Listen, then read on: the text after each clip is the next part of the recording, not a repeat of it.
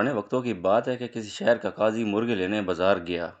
دکاندار دکان بند کر چکا تھا۔ وہ ایک گاہک کے لیے مرغی ذبح کر کے اس کا انتظار کر رہا تھا۔ قاضی صاحب نے کہا، یہی مرغی دے دو۔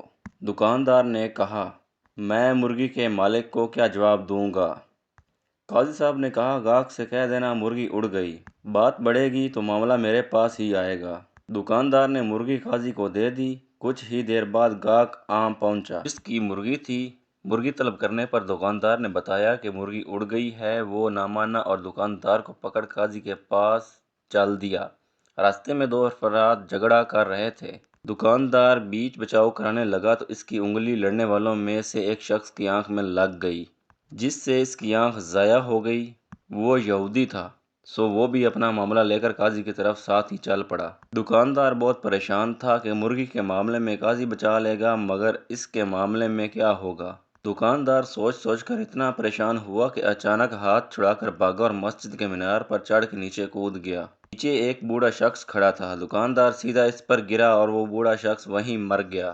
مرنے والے بوڑھے شخص کے بیٹے نے دکاندار کو پکڑ لیا۔ جب اسے پتہ چلا کہ اس دکاندار کو قاضی کے پاس پیشی کے لیے لے جایا جا رہا ہے تو وہ ساتھ ہو لیا۔ معاملہ قاضی کی عدالت میں پہنچا تو سب سے پہلے مرغی والے گاہک نے اپنا مقدمہ درج کروایا۔ میں مرغی ذبح کروا کر گیا تھا، اب دکاندار کیسے کہہ رہا ہے کہ مرغی اڑ گئی؟ بھلا مری مرغی کیسے اٹھ سکتی ہے؟ قاضی نے مدعی کو غصے سے دیکھا اور کہا، کیا مرنے کے بعد دوبارہ زندہ ہونے پر تمہارا ایمان نہیں ہے؟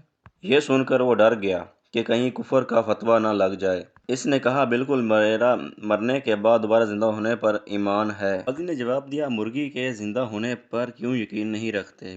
بیچارہ کیا کرتا؟ قاضی کے سامنے فیصلہ تسلیم کرنے کے سوا اور کوئی چارہ بھی نہیں تھا۔ قاضی کے پاس دوسرا مقدمہ تھا کہ دکاندار نے ایک یہودی کی آنکھ پھوڑ دی تھی اور یہودی قصاص کا طلبگار تھا۔ چونکہ یہودی کے لیے قصاص عدم مقرر تھا، اس لیے قاضی صاحب نے فیصلہ سنایا۔ دکاندار نے یہودی کی ایک آنکھ پھوڑی ہے، اس لیے نصف قصاص دشوار ہوگا۔ بہتر ہے کہ دکاندار یہودی کی دوسری آنکھ بھی پھوڑ دے اور یہودی بدلے میں نصف قصاص یعنی دکاندار کی ایک آنکھ پھوڑے گا۔ فیصلہ سنتے ہی یہودی کی سٹی گم ہو گئی۔ اگر دوسری آنکھ بھی چلی گئی تو کہیں کا نہیں رہوں گا، سو اس نے اپنی جان بچانے کے لیے دکاندار کو معاف کر دیا۔ اب تیسرے مقدمے میں بوڑھے کا بیٹا قاضی کے روبرو پیش تھا۔ قاضی صاحب نے معاملے کو توجہ سے سنا اور فیصلہ سنایا۔ دکاندار کو اس مسجد کے اسی مینار کے آگے کھڑا کر دیا جائے اور مرنے والے بوڑھے کا بیٹا مینار کی اسی کھڑکی سے دکاندار پر چھلانگ لگا کر اس کی جان لے لے اور اپنا قصاص وصول کر لے۔ بوڑھے کے بیٹے نے کہا، قاضی صاحب، اگر دکاندار ذرا سا بھی ادھر ادھر ہوا تو میری اپنی جان چلی جائے گی۔ قاضی نے جواب دیا، تمہارا باپ ہی تو ادھر ادھر ہو سکتا تھا نا۔